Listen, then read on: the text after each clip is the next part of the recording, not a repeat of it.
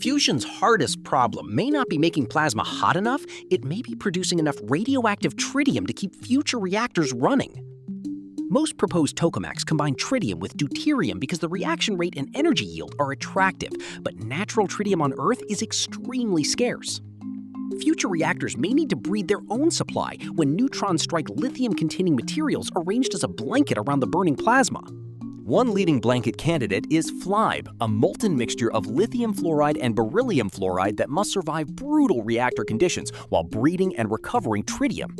Its atoms constantly rearrange under extreme heat, neutron radiation, and magnetic fields, making tritium chemistry difficult to calculate accurately with ordinary approximations alone.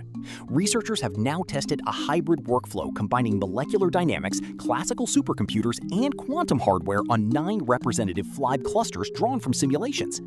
They divided each cluster into embedded fragments, then sent the largest and hardest electronic structure calculations to quantum processors while classical systems coordinated the wider workflow. For those fragment calculations, ground state energies agreed with an exact classical benchmark within 0.7 kilocalories per mole across the tested clusters.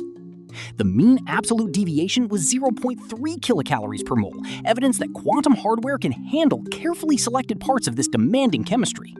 But the result carries a major warning.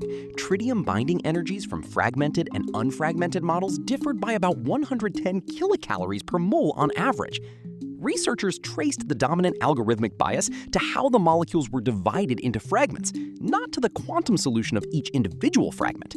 So, the quantum computer did not discover a new fuel recipe, produce tritium, or prove how FLIBE behaves inside a working fusion reactor. The study is a preprint. The simulations have not been validated experimentally, and the workflow still needs better fragment construction, plus larger molecular systems. What changed is narrower but important. Quantum computing entered a real material science workflow tied to a concrete bottleneck in future fusion engineering. If the method improves, it could help researchers reject weak material configurations before committing years, equipment, and money to difficult laboratory experiments that lead nowhere.